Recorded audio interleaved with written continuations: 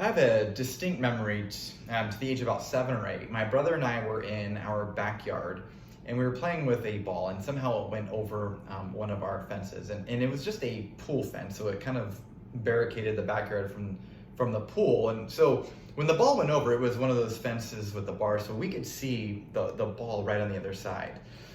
Now, do you know what our first instinct was? It actually wasn't to hop the fence, which would have been a horrible idea. It was actually to pray. And that was crazy because we weren't Christians or anything, but somehow there was just this like inherent reality present within us that God could help us get our ball back from the other side of the fence. And I think we actually did get it back. But here were two really little kids who knew nothing about the Bible, but at least in this particular situation, knew that we should pray to God when something was above our ability to fix it.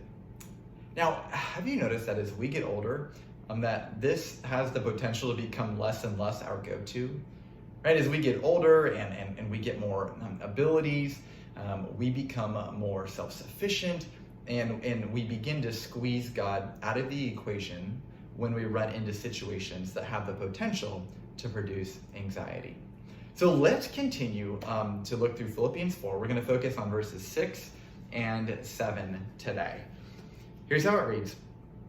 Do not be anxious about anything, but in every situation, by prayer and petition with thanksgiving, present your requests to God.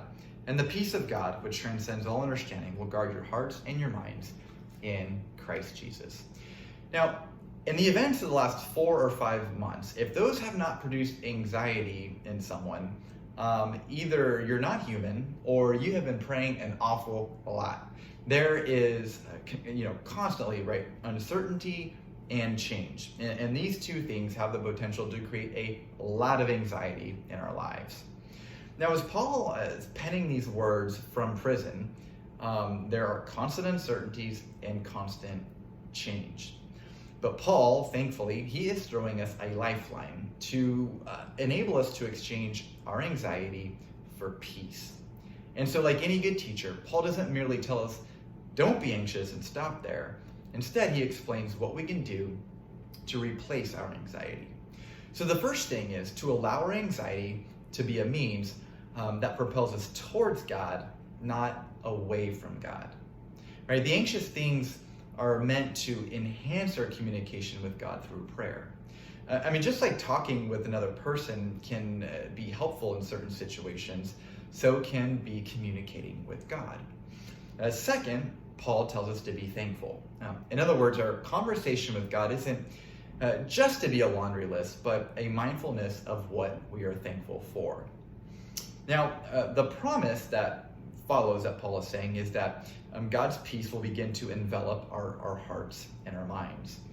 Now, I think at times this seems so elusive because when anxiety hits, our minds and our thoughts are racing, and it can even be hard to pray.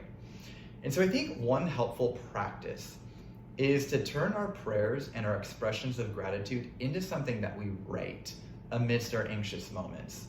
This can be a means to really kind of slow down our thoughts and reorient our minds with communicating with God, as well as the things that we have to be thankful for in our lives.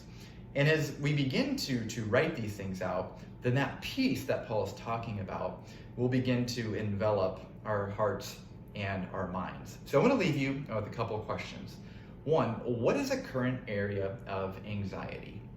And second, has this been a springboard that has produced prayer and gratitude in your relationship with God?